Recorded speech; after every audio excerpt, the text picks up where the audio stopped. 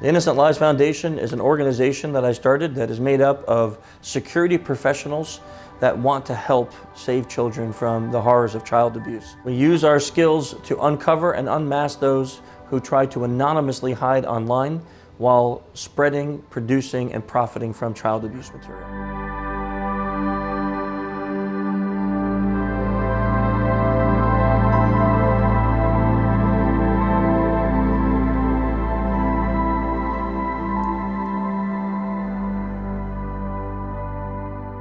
Welcome tonight.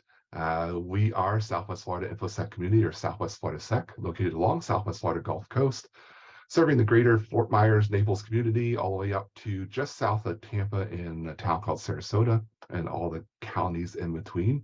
We're also known as DEF CON Group BC 239 and DerbyCon Community Group. Additionally, you may have found out about us through our sister group, which is Space Coast InfoSec community, or just SpaceCoastSec, located along the Space Coast of Florida, which is better known as Brevard County or Melbourne, Florida. And we are known as DEF CON DC 321. We meet every month, the third Tuesday of the month at 6:30 p.m. Eastern. You can find out about upcoming meetups generally on our meetup pages. We are also on Twitter, Facebook. We have websites. These are all the QR codes for them. I'll leave it here for just a moment if anybody wants to do a screen capture or use your phone to scan them real quick if you don't have any of our social media accounts or websites on hand. They are safe. We are a cybersecurity group and always talk about unsafe QR codes, and we've talked in the past about QR codes actually being used to point people to malicious pages. These are safe, so feel free to grab a copy of them. Otherwise, I will be dropping a link list in chat of all of these links as well. So if you do miss it, no big deal. We will have that available in chat. So some tech groups in the area. Mainly, these are going to be over on the Southwest Florida side. I have not captured group logos for those who are close by here on the Space Coast side.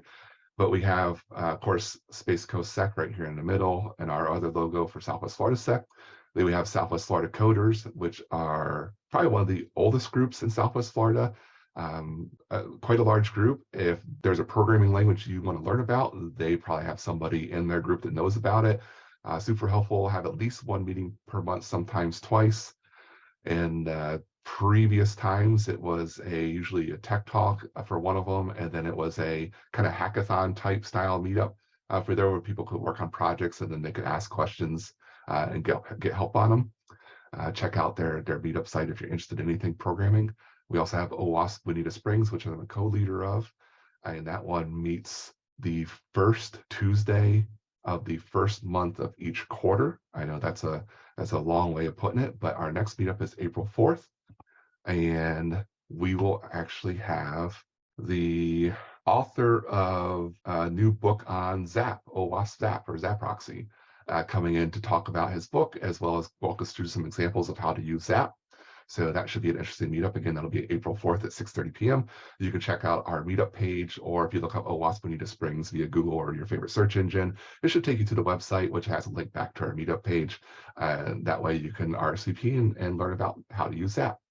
There's also VR and AR of Southwest Florida. So if you're interested in virtual reality, augmented reality, extended reality, mixed reality, all of the different realities, they are a group to check out. They have some really exciting meetups every month about different technologies, what's up and coming, what's already being used.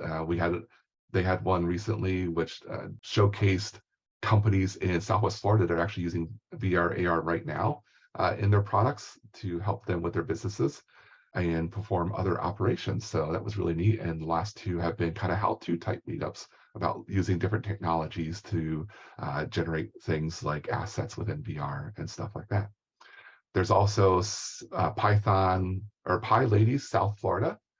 You'll see here, they cover from Miami side all the way over to the Gulf side. They have a monthly meetup as well. Space Coast Cyber. I think, Jeff, if you're still here, if you want to give a quick blurb about Space Coast Cyber.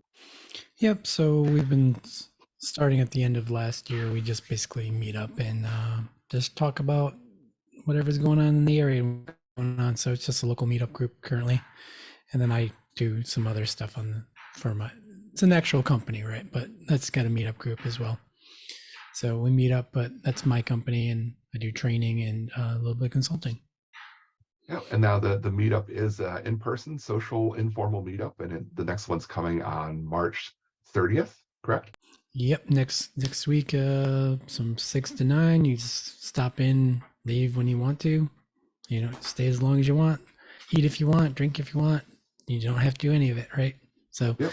you can just come and hang out and not get anything if you want to. So it's no pressure, really low key, really casual.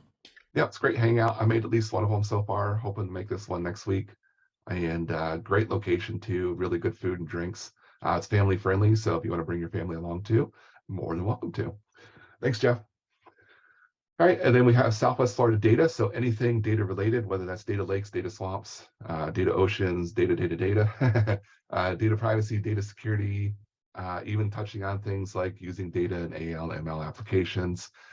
They have restarted and they're having regular meetups too.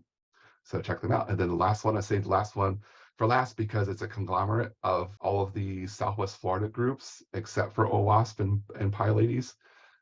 It's because those are more global groups. So the Tech Alliance of Southwest Florida includes Southwest Florida Coders, SWFLSec, VR and AR, Southwest Florida, and Southwest Florida Data. I think there might be one more group. Megan, do you recall? You're on mute. Yeah, there's 5 groups. I'm trying to remember what the other one is. Maybe Tech Nights? No, that's separate. Is it? Yeah, because I think they went on hiatus for now. I think there's a Python group though. That's part of it. Might be Python Southwest Florida. I know it was being run by the same organizer of PyLadies, and so that being an independent group could join us. So yeah, you might be right. So Tech Alliance of Southwest Florida, also they meet quarterly. What we've done is taken all of our groups together to give more generalized talks every quarter. There's usually some sort of theme, 2 to 3 talks. It'll run for 2 hours, I think, and then there's a social afterwards.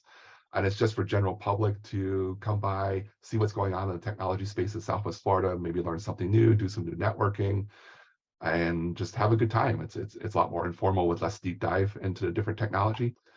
So feel free to check them out. Again, they meet quarterly, so their next meetup will be, I think, at the end of April, towards the end of April, I think is the next meetup. And again, I'll be dropping those links here in chat shortly, so you can look them up too.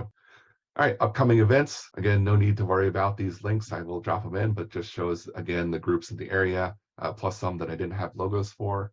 So we already spoke about Tech Alliance of Southwest Florida Coders, PyLadies South Florida, Southwest Florida Data, OWASP Bonita Springs, VR and AR Southwest Florida. Hack Miami is one that I didn't have a logo for, or Hack Miami Percent 27. They're also a sister group of Pacific Hackers. They have at least one meetup every month. It's usually on Saturday. I think their next one coming up is going to be around governance stuff. So think ISO 27001 and related standards. And then there is the ISSA chapter South Florida, as well as the ISACA South Florida chapter and OWASP South Florida. So the opposite coast of OWASP Bonita Springs, OWASP South Florida, who also they may have already had their recent meetup. I'd have to check the schedule again, but check them out.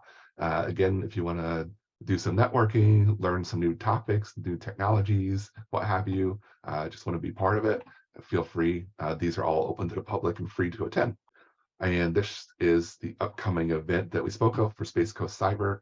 I forgot that I actually had this slide, so I got ahead of myself earlier. But as you can see, 30th of March at 6 p.m., it'll be at Intracoastal Brewing Company here in Melbourne, Florida. Again, it's a great location, family friendly. Hope to see you out there. Additional upcoming events.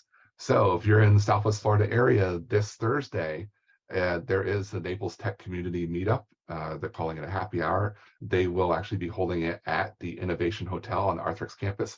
Disclaimer, Arthrex is my employer. They are a medical device manufacturer here in Southwest Florida. It's a beautiful campus, very modern, and the hotel is fantastic. Though the happy hour is being held there on the bottom floor. It's free to attend, so come out, network, informal meet and greet. There'll be drinks and maybe some food. So check it out. Again, that is this Thursday at 6 p.m. at Arthrex Innovation Hotel. Then B-Sides Tampa is happening April 1st. This is going to be their 10th B-Sides that they're running. So that's hence the X in the background. It's not just about the Pirates and X marks the spot. It is actually their 10th B-Sides conference. Have a lot of great talks and trainings going on. If you haven't already got their ticket, haven't already bought their tickets, and you're interested in attending, check them out. It is low cost and it's usually a fun event. Unfortunately, I'll be missing the event this year because there is another event the same weekend, which is HackSat 4. Practice is over. This is a CTF event practicing space cybersecurity, space-related cybersecurity. So think actually hacking satellites, hacking ground stations, the communications that go between them, all that kind of stuff. That's the CTF. Not really hacking a real satellite in space right now for the qualifiers. That's the qualifiers this weekend, or not this weekend, but April 1st weekend is the qualifiers. It runs from April 1st to the 2nd. It's about 30 hours long. To qualify, they'll have 5 teams, I think they've said, that will qualify for finals, which will be at DEF CON this year. And at the finals, if schedules hold and the technology works, there will be a real satellite that's being launched later this summer that should be in orbit and operational by time DEF CON starts. And this year's finals will be hacking that satellite. So it should be very interesting. Last year, there were over 800 teams that participated in qualifications. 8 teams went to finals. Last year, they didn't have satellite. This will be the first year they actually have a satellite in space. Last year, they simulated them in a clean room area, and it was still really super exciting. So if you'd like to play around with a CTF, you don't have to have any experience at all. I don't have any experience with this, and I've joined and I've formed a team. If you want to hang out with us as we try to learn about hacking space, feel free to message me. I'd be happy to have you on our team as we all learn together. And that's April 1st through the 2nd, HackSat. Check out their website too for additional information. They have all their previous competitions, qualifying competitions as well on their GitHub repository. A lot of the exercises are available to run and practice on too. And there have been technical write-ups as well. And then a new conference for the area that'll be happening April 13th through the 15th, actually at the Kennedy Space Center, called HackSpaceCon 2023. This is an exciting conference. They'll have some talks related to space and the infrastructure for it, but a lot of talks are very similar to other cybersecurity conferences that you'll attend, whether it's B-Sides Tampa, DEF CON, Black Hat, or any of the other type conferences out there for cybersecurity. A lot of well-known speakers are coming down to give presentations as well as trainings. April 13th is paid training. They have been running some deep discounted training for those. If you don't catch the discounts, obviously there's going to be a little bit higher. April 14th is some free training, generally 2 hours or less. And then April 15th are the speaking engagements as well as some villages. So check them out at HackSpaceCon. That's it for happenings coming up immediately here. So now I'm going to take a break and turn it over to you all. This is your time to tell us your needs. Are you seeking a job? Are you seeking to hire someone to fill a position? Do you have other needs? I will go ahead and mute myself for a moment and you all can take it away. Well, I'm Yvonne. This is my very first meeting. I'm really just looking for networking. Actually in the Central Florida area, so I'll be at HackSpaceCon. I am interested in the Besides Tampa. I've missed the one here in Orlando a few months ago. But yeah, just here to network every once in a while. My company, Cybermite, we do look to hire people. But we're still just a startup, so maybe that'll come in the future. I'll check in with this group first, of course. But yeah, just nice to get to know another group of like-minded humans and see you guys all in the HackSpaceCon at the Kennedy Space Center. Hope to see you guys there. Awesome. Great to have you as a first timer and learn a little bit about what you're doing, and good to hear that you'll be at HackSpaceCon as well. Hopefully we can meet face-to-face while I'm there too. And you mentioned a startup. Feel free. I mean, if you are seeking to recruit folks, you can drop the information in chat. Okay. Then, yeah, besides Tampa, if you're in Central Florida, it's not as much of a commute to get to Tampa. I think I'm 2.5 hours away from it. I just have a conflict. Otherwise, I'd be going to it. I've gone to the last couple, and they've been pretty good. Yeah, I'm more interested in the CTF side of stuff. I've been doing cybersecurity for about 20 years, but mostly on the engineering side and regulation side. So I'm just starting to get my feet wet feet wet with CTFs and things like that. So I do that all night. It's so much fun. Yeah, so I am by no means an expert in that sense, but I would love to, be part of the team if you guys make one up and stuff like that. Fantastic. Yeah, I already have a team created. It's called Brace for Impact, going along the whole Perfect. space Yeah. thing. Yeah, Right? yeah. So yeah, I've dropped my email address in chat for anybody who is interested in joining me for the CTF and learning some stuff. Just email me and I'll get you everything you need to know for joining the team. And we'll be creating a Discord server that we communicate during the event, and we'll go from there. Learn something new. Thanks, Mike. Yeah, thanks. Hey everyone, it's Eric. My employer is hiring for positions in identity access and other roles, but since I'm in identity access, I will drop the identity access positions instead. We're searching, I believe we have one position open for an IAM architect, 2 for engineering, and then I think we have 4 open for analysts. They are in the US and EU, more in the US than in the EU, but I don't remember off the top of my head what's the division between the two. I think we're at least going to get 2 analyst positions in the US, 1 engineering role in the US, and I think the last architect position is open for the US, or maybe it's the EU, but I'm not sure off the top of my head. So I'll drop those in the chat. If anybody is interested, please let me know. Perfect. Thanks, Eric. Will your employer pay relocation fees to the EU? Everything's negotiable, Mike. So if anybody's interested in getting out of the US, No, we did have, I think one person did get a European visa, but that was because they were outside of the US and Europe. Gotcha. Hey, Mike, this is my first time. This is Lauren here. Hi, Lauren. First time joining you guys. I'm fairly new to the Florida area. I live down in Port Charlotte, so we moved right in time for the hurricane, which is a nice welcome. But I just got my cybercrime investigation grad degree and just really trying to kind of see what's out there. Security is such a large word, and I think capture the flag would be a great way to really put that knowledge into actual, tool set and practice. So I'm excited. I'll be emailing you. Awesome. Looking forward to it. Thanks for showing up and joining us for your first time. Welcome to Florida. I'm sure Ian welcomed you already, it sounded like. Yeah. So that sounds like you made it through it. So that's fantastic. We know a few others in Port Charlotte area too that have joined us in the past. Great. So we can help you reach out and network in that area too. And then let's see what else is going on. Of course, we have our monthly meetups and the other groups in the area. But yeah, happy to have you on board for the CTFs as well. Thanks so much. Oh, I remember too. In the past, so you mentioned cybercrime. So we have had at least one talk on digital forensics. I think I have loaded it to our YouTube channel. So if you check out our YouTube channel, it should be there. And that was a kind of a digital forensics 101 style presentation. Okay, that would be great.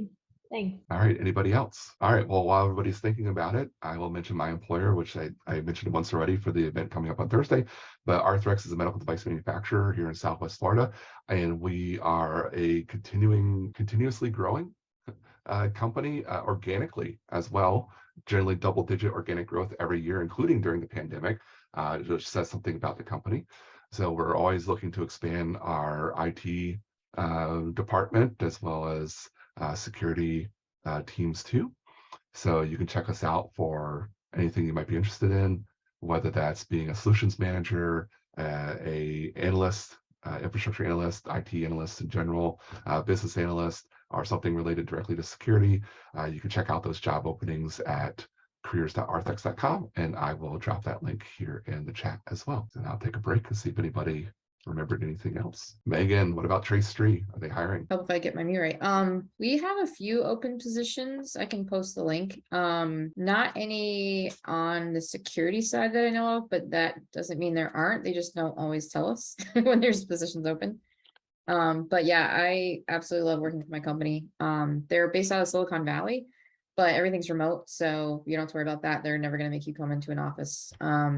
People are great. We're about 1,200 people now, because we tend to buy companies and pull them in.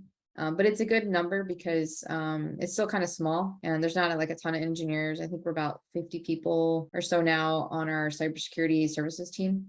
So we do services and then we sell products. So if you're into sales or delivery on the consulting side, that's kind of where we sit. So great, thank you. And I'm going to pick on our presenters for tonight. HackNotice. Are you guys looking to hire anybody? Yes, we are. We're hiring. I know, I'm not sure exactly what we're hiring for, but we have a number of positions open. Connor, I'm not sure if you know, I know there's sales positions open, but on the technical side, I'm not sure what that is. Connor, you might. Yeah, absolutely. I'll drop a link into the chat as well. We do have, as Jerry mentioned, quite a few sales positions open, but we do have a full stack JavaScript engineer job. And a couple other JavaScript developer jobs, which I'll go ahead and post in the chat. And if you have any questions, feel free to reach out. Perfect. Thank you. There we go. All right. I'll check one more time. Does anybody else have anything before we continue forward? All right. Hearing nothing, we will go ahead and move forward. Before we turn it over to HackNotice and our presenters for tonight, I just want to thank everybody. So we want to thank Innocent Lives Foundation. They are our charity of choice. If you don't know about Innocent Lives Foundation, they are a not-for-profit organization that seeks to de-anonymize child predators and make case files to turn over to law enforcement. So far, they've turned over 600 plus case files to law enforcement, and they continue to work on more and more, unfortunately. So they're doing a lot of good to remove these predators from our streets, from our internet, and so forth. So if you're looking for a charity to support, either monetarily or through other types of support, check them out. Their QR code is here in the lower right-hand corner, as well as you can check out through their website too. We also want to thank tonight's speaker for sharing their time and knowledge with us and taking your time out of the day to join us and missing that awful commute and sticking around in the office. So thank you so much tonight, Connor and Jerry. Let me turn it over to you. Our members, without which SpaceCoastSec and SWFLSec would not be successful. As you've seen, even tonight, we still get first timers. So I want to thank Yvonne and Laura, your first times being here. It shows the value that we're providing our communities by people like you joining us and learning stuff and networking and coming back. And this is what we're here for. This is what all the communities are here for that I've listed tonight. The Southwest Florida and Space Coast community organizations who selflessly operate to lift others. All of us community organizers are doing this out of our own pockets. We're doing it for free. You might have saw recently I did add donation links to our Meetup pages. So if you want to donate, that's certainly helpful. It's not required. I do this freely to help others here in the community. I think it's a great way to give back, and I'm excited about it. I'm passionate about doing this kind of stuff anyway. So this is more like a hobby for me, just to come out and talk with you all and hang out at least once a month. So don't feel obligated, but we're happy to see you come back every month and join us at different events, even if it's not the meeting events. So thank you so much for being here tonight. With that, we're going to turn it over to our presenters tonight. So just one moment while I stop sharing and turn on sharing for Connor. One moment. All right, Connor, you should be able to share now. Looks good to go. I'll go ahead and pull up my screen. But as I'm doing that, just wanted to reiterate a big thank you to Mike and to all the groups that are putting together to organize this event for the time today. Really excited to chat with you all and walk through the human-centric approach to cybersecurity awareness. So thank you, everybody, for your time. Should be able to see my screen now. A quick thumbs up would be awesome. Everybody able to see that? Great. So what I'll be walking through today, again, of course, is the human-centric approach to cybersecurity awareness. And the way I'll kind of set the stage is by going through how the market looks today, the more traditional ways of security awareness training being administered, and then how the human-centric approach really addresses a lot of fallacies of what we've been doing up to this point.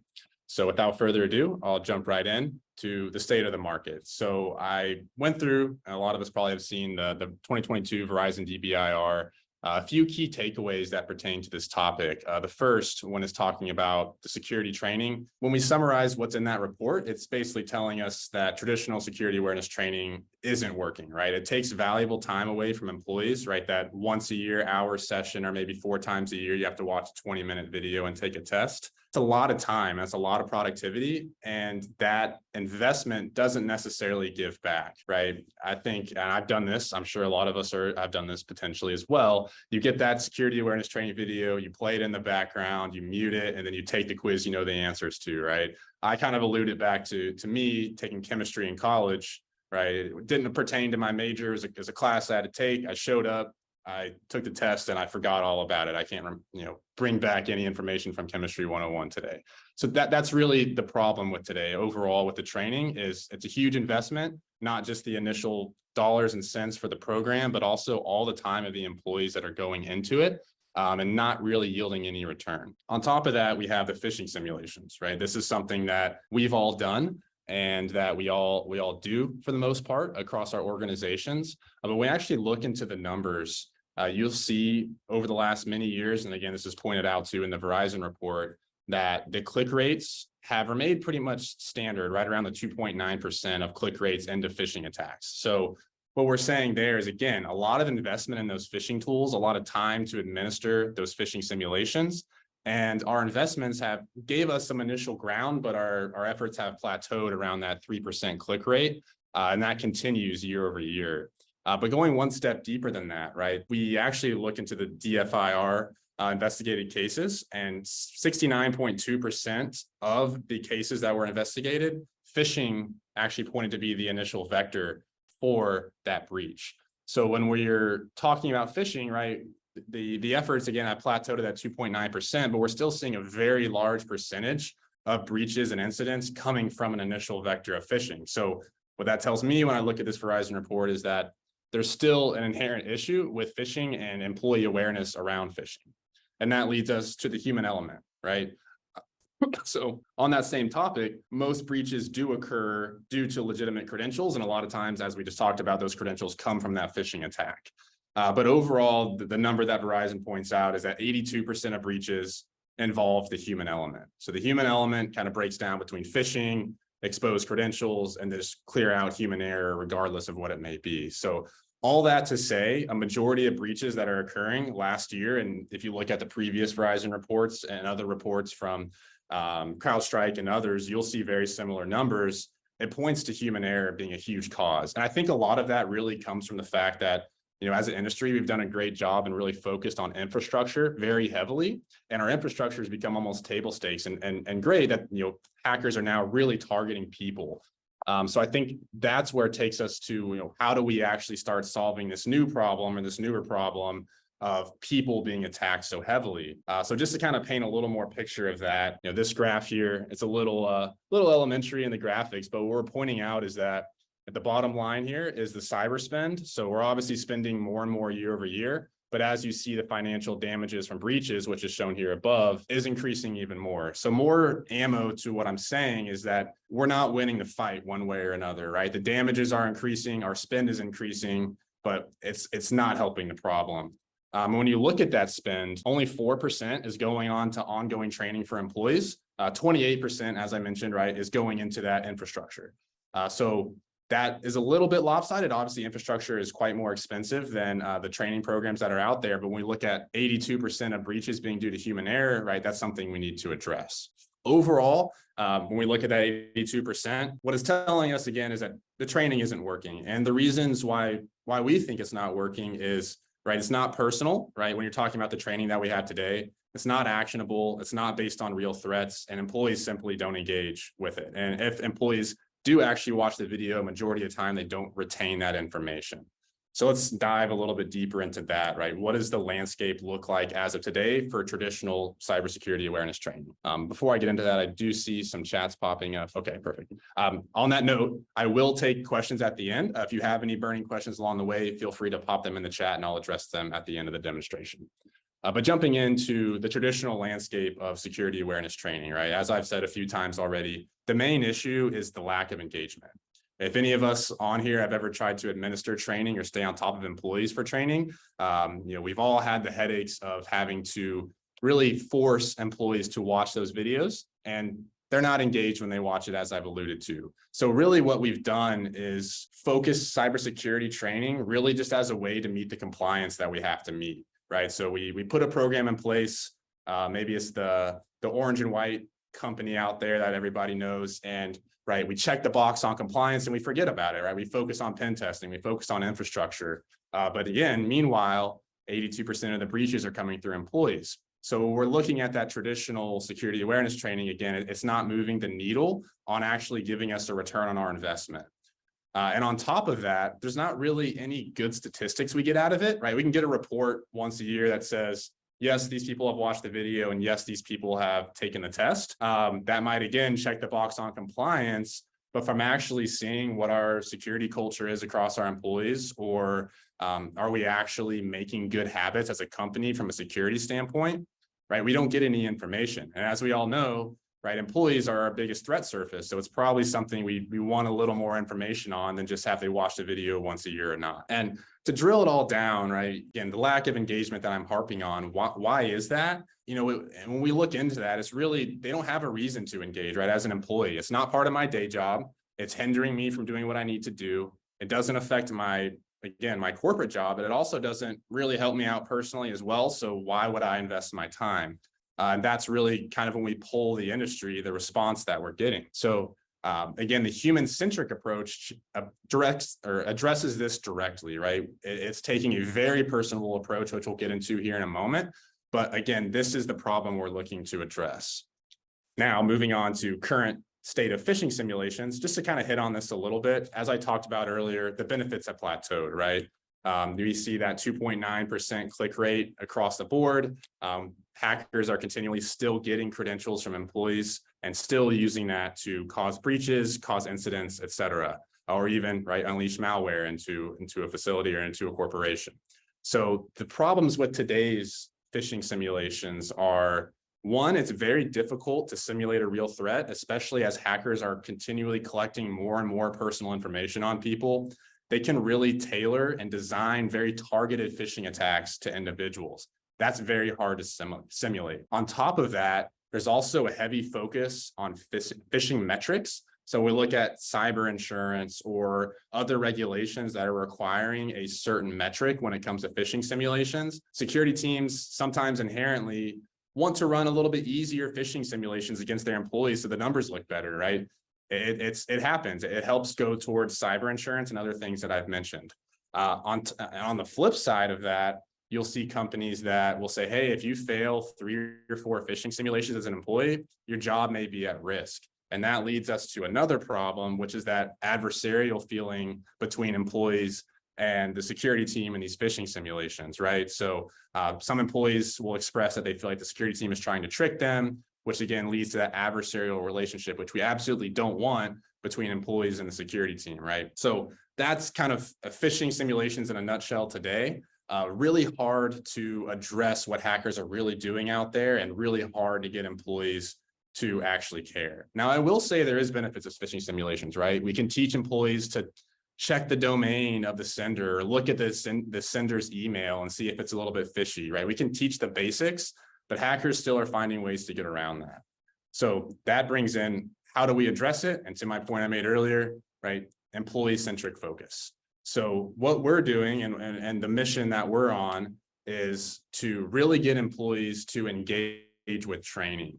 And the best way to do that is to bring personal value to those employees. So there's many different ways you can bring personal value to employees.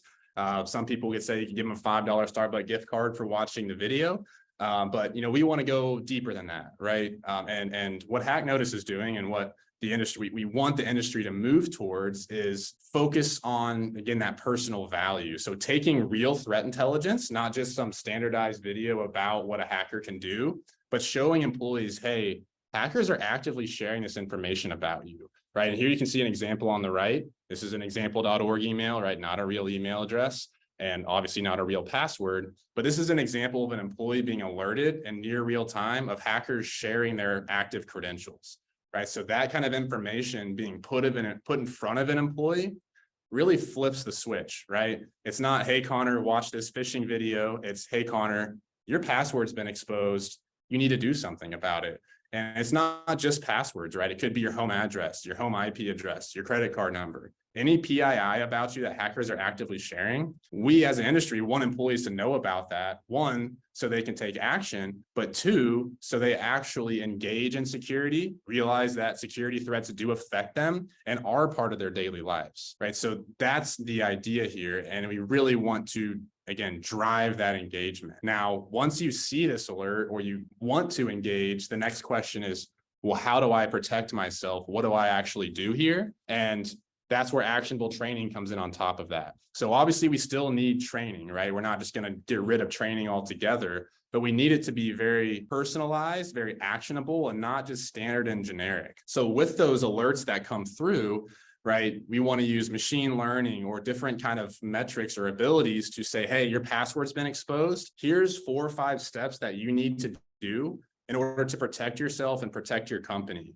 And we want to tie those with bite-sized videos that are 10 to 30 seconds, right? We need to catch people's attention, make them actionable, and make them habit forming. Because at the end of the day, what we want from our largest threat surface of employees is we want them to have positive security habits, right? We want them to have 2-factor authentication, or use a password manager, or right, use different emails for different services, right? These are the habits we want our employees to practice.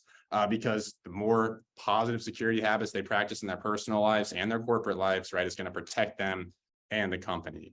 So using a real piece of threat intelligence, alerting employees to that, giving them actionable training to where they can actually do something about it and protect themselves and build habits going forward, definitely focus on driving that engagement and getting employees, again, to take action. So the other side of this, putting real threat intelligence in front of employees themselves is a different approach to phishing. So again, I mentioned there's some fallacies when it comes to the traditional phishing simulations, but there's also some positives, right? As I mentioned, training employees to check that sender email, making sure employees maybe hover over the attachment and see or inspect the attachment prior to clicking on it and seeing what's going on. So those are still key points, but there's a whole nother side of phishing that's becoming more and more prevalent, which is these very targeted attacks from hackers using direct PII. So by alerting employees to the information hackers are actively sharing, it can put them on red alert for real phishing attacks coming into them that could be very personalized. So to paint an example of that, let's say I was alerted that my home address, my personal email address, and my license plate number was exposed, right? At first glance, it's not a password. It might not be a big deal, but me being aware of that, if I now get an email next week that looks a little iffy, but it says, hey, Connor, we've tried to send you your bill to this physical address. We've tried to call you at this cell phone number regarding your late parking ticket payment with this vehicle and this license plate number. Please see the attachment to avoid any late fees. That's a lot of personal information about me in one spot, where if I didn't know hackers were actively sharing that information, I may be liable to click on that attachment because, again, my eyes are being drawn to all my personal information. If they have all of this, how is this not legit, right? So that is that preventative approach to phishing on top of the simulated approach to phishing becomes very beneficial, because now we're training employees on what to look for, senders, attachments, things like that, but also putting them on red alert for information that hackers can and most likely will weaponize against them. So that, again, is really how we're tying together that human-centric approach. And just to summarize there a little bit, the goal is to make it personalized. It's to use real threat intelligence and give actionable training as opposed to standardized and generic videos.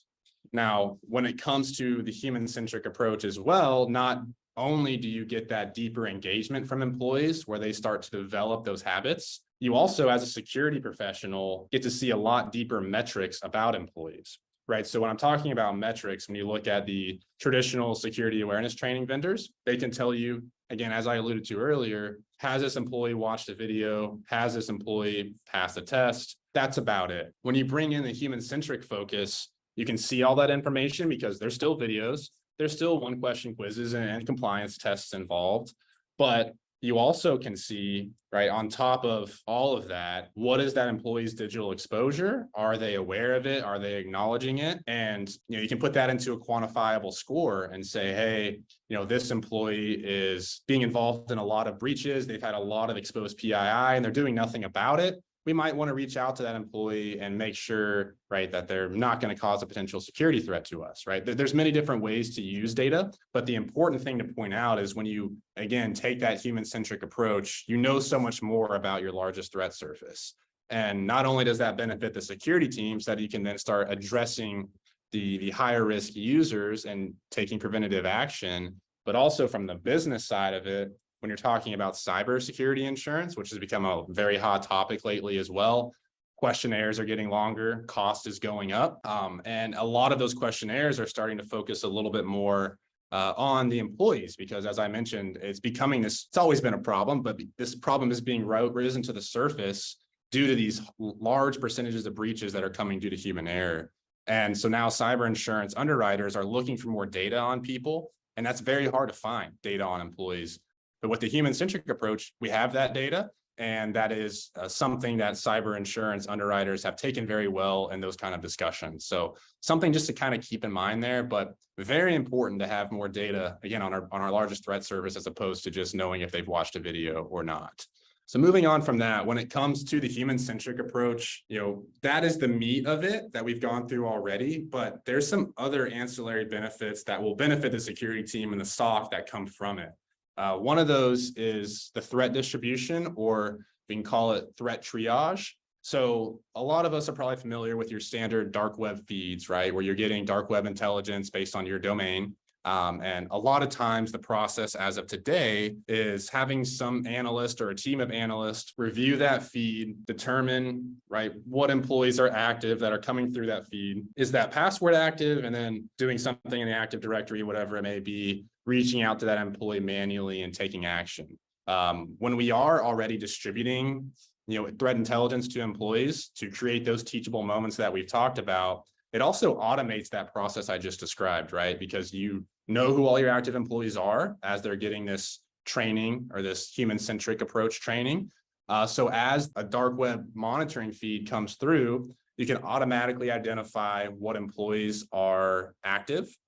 You can automatically have that alert go straight to that employee, and then that employee automatically gets the training, right? That's being tailored by machine learning based on that alert.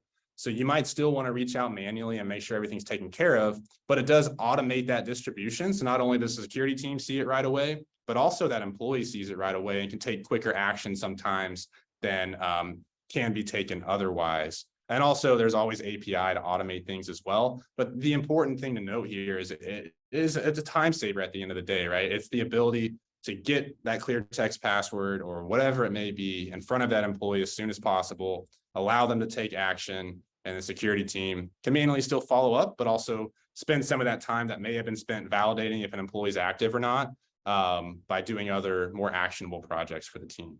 Another side benefit, and this will be the last portion of my presentation, is understanding your third and even fourth parties. So when it comes to, again, the human-centric approach, you will start seeing different vendors, third parties, et cetera, that employees are engaging with that could also jeopardize the company. Before I get into that, I'll give an example, but here's a little screenshot from the Verizon report from 2022 again.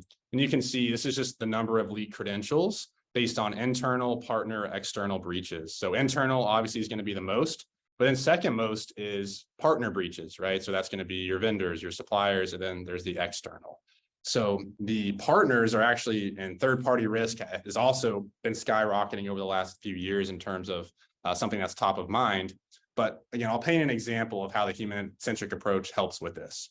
So I have used Park Mobile in the past. They had a breach and it exposed a lot of information about me. A lot of times a corporation won't even know if their sales team is out, swiping their whatever it is, Expensify card on the Park Mobile machines, right? Exposing that corporate charge card, exposing corporate information to that system that maybe is not even an actual partner directly with the company.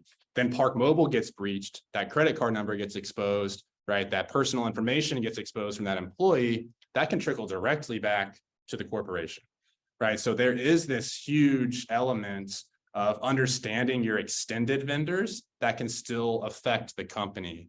And having that human-centric approach, right, you're able to get more insight into that, be alerted if there's breaches that could affect that kind of pathway I just described, and get more information on your vendors, et cetera. And I'll end on one last thing is that this also can tie kind of into mergers and acquisitions. So there's multiple different ways about this. So whenever you are going through M&A, you're obviously about to inherit some unknowns when it comes to cybersecurity, right? And one of those is employees, right? We don't know what credentials are out there potentially for that company. We don't know maybe who all their vendors are. If you look at Yahoo, that's a fun one. They went through their acquisition, and then right when they finalized their buyout, they said, "Hey, we've been breached," right before this buyout, right? But ultimately, what I'm getting at here is if HackNotice or if any kind of human-centric approach is used, right, and that M&A company might be using it as well, the human-centric approach. When you're going through that M&A, you can have some statistics on their biggest threat surface, right, through whatever platform they're using. You can also see who their vendors might be and if they've been exposed, et cetera. So definitely helps with M&A. And that's something I wanted to point out and end on. And I also wanted to end on that because I believe next month's webinar will be diving deeper into M&A. It won't be me speaking about it, but we'll have a great speaker there. Please tune in and learn a little bit more about M&A, which is also, right, very, very big topic, top of mind these days. So with that, I will rotate over into questions, feedback. Happy to field anything through either the chat, or if you want to unmute and ask a question, I'll go ahead and put myself on mute, pause for a moment here, and then address any questions that the team may have. Thank you, everybody. Hey, Connor, how you doing? It's Jay. Doing well, Jay. So when I was listening to you, I was taken aback about the partner, the credit card scenario that you gave. So you're telling me that say I used to travel before COVID hit, and I used to travel around different states to do inventory. So I'll stay at different hotels and I'll slide my credit cards at different vendors. So you're basically saying that if for some strange reason they have like a card reader taking the place of a real credit card. I'm saying it wrong, but I think you know what I'm trying to say. So you're saying that that's how my company could be breached because I'm using the company card and the third party card reader that I use, say from a gas station, is somehow not legit. So you're saying that's how my company can be compromised? I think that direct example would more so compromise that particular credit card number and could result to some fraudulent charges. But more so, right? So when I was actually involved in this Park Mobile breach, and it was actually me putting my credit card information into the app itself, along with my vehicle information, along with my license plate number, my address, things like that. And Park Mobile's breached, right? Now hackers have all that information on me. So not only can they use that credit card to charge my corporation money fraudulently, but also they now have a lot of PII on me, which they can use in a targeted phishing attack against me or other employees in the company that could have some malicious software, whatever it is, included, which could then lead to a potential breach, right? So it's pretty interesting to envision the trickle-down effect of third-party and vendor breaches. Correct. All right. Thank you. Of course. Any other questions, thoughts, feedback? Yeah, I just wanted to comment on one thing you said during the phishing slides you had. You mentioned how hard it is to create what feels like a real threat, simulate a real threat. And part of that hardness, I was just thinking about it, is because these threats are becoming so much more specific to the point of becoming spear phishing to the individuals. It's no longer about trying to focus on your CEO or CFO or anything like that. It's even down to the regular employees, the cogs in the wheel, right? That trying to use all that specific information that one would be able to collect for an employee to create that type of simulation, there may be ethical questions around that too, as the employer of that employee. So that makes it even harder to simulate phishing as an employer. So I like that you brought that up, and it's just a thought that occurred to me from the creation of phishing exercises and how much harder it can be. Yeah, and I appreciate that. And doubling down on what I said earlier, right? I think we've kind of plateaued on what we can do with phishing simulations because, as you said, you can't, as an employer, you can't necessarily be collecting your employees' PII and then giving them really spear phishing attacks. So we've plateaued at inspect the attachment, inspect the links, and check the sender, right? And we can hammer that home. But at the end of the day, these spear phishing attacks are getting better and better. And the only way that we see that we can arm against that is to let employees know what information hackers are actively sharing about them. So yeah, thanks for doubling down on that, Mike. Also, I appreciate the call out for next month's meetup topic, which Megan, our co-organizer, has been able to facilitate for us. So big shout out for her. We will be talking about cybersecurity due diligence around mergers and acquisitions. And then afterwards, thinking further out in May, we'll be talking about, we'll have somebody speaking about chaos patching. So getting back to more technical talks again from the co-founder of Karambit, and it's going to be an interesting topic. And then June, we will be running a larger talk, an anniversary talk. Well, we haven't landed a speaker yet for that, but I've got some potentials. And in July, we have another speaker by our other co-organizer, Professor Piro or David, which I see he's online. And David, I forget the topic of that one. I don't know if you have it right in front of you, but we'll have, I think his name's Wilson Bautista coming in to speak about a topic as well, and that'll be in July. See David staying on mute. Okay, so I just wanted to give those shout outs real quick too. So if anybody has additional questions, yeah, Cyber Ohana, thank you. I forgot, it was a very important project. Anyways, if anybody has additional questions for Connor, please ask them now. If you don't want to ask them on mic, you can always drop them in chat and we'll address them that way. Hey, this is Yvonne. I just have a question. So for Connor, so the HackNotice is your product. And so is this something that like an organization signs up for, and then it's like a SaaS product, so they log into some sort of website to do this training, or do you install it somewhere, or like how does it, or are you guys just doing some sort of professional services where you come in, do it, and then leave, or how does it work? Yeah, that's a great question. So I'll hit that at a high level. So we are a SaaS solution, and on the enterprise level, essentially what we do is we just commission an account and it's pretty much ready to go. We are fully managed service, but we have our own threat intelligence that we collect continually from the dark web. We monitor ransomware gangs. So we have our own threat intelligence that we utilize to send to employees to create these teachable moments. So yeah, and in a nutshell, right, we bring all employees into the system. We typically sync up with Active Directory, and then each employee can build their own watch list. So they can say, hey, I want to monitor Amazon, Facebook. I want to monitor my spouse's email address, my children's email address, whatever it may be. And then they start getting those alerts that we looked at. They get the training, they get the recovery steps, and really that's all there is. So we really pitch it honestly as a personal value, almost like a security LifeLock on steroids. Because at the end of the day, it is focused on personal value, but it does map to the security awareness training compliance as well. But there is, to your question, a free version as well. So you can go to our website, you can download your own version. It's a little lightweight, but you still will get kind of similar if you know Have I Been Pwned. It's kind of like Have I Been Pwned on steroids, but you will get those near real-time alerts if you've ever had exposed information, and we will still give you those recovery actions as well. Does that answer your question? Yes, it does. Thank you so much. Of course, thank you. And one last thing for me, unless there's any other questions, please feel free to interject. Just wanted to quickly put up my contact information if you do have any questions. I want to chat offline. My email is very simple. It's Connor, but with the ER, not an OR, at hacknotice.com. And I will be at Hack Miami X at 2023. That I believe is May 19th and 20th. So if any of y'all are down there, I'd be more than happy to see you. With that, I'll be hanging around for 5-10 more minutes, and I do have to hop, but Jerry here is also online. He's my colleague. So if you do have any other questions that come up after I unfortunately have to head out, Jerry will be more than happy to address them as well. But really appreciate everybody's time today. Mike, thank you again for the invitation. Was more than happy to be here and super excited to present to everybody today. So thanks again. Thanks, Connor and Jerry, and HackNotice as well for coming in tonight to give us a presentation on employee-centric training. We really appreciate you guys coming out, letting us know that also there is a free version too. I wasn't even aware of that. I don't think you mentioned it when you and I met before, but I won't hold it against you. So that's great.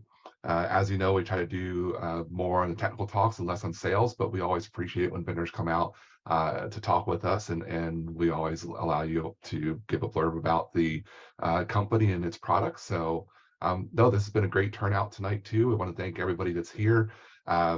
We will, even though the presentation is open, we stick around and just talk. So this is a great time, whether you have questions for Jerry and Connor still, or you just have questions in general that you want to discuss.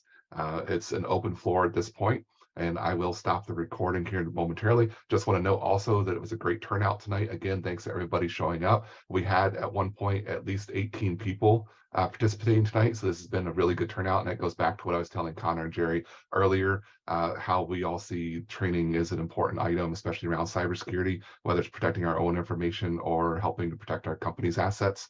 This is an important topic. So again, we appreciate everybody showing up. With that, I will turn off the recording.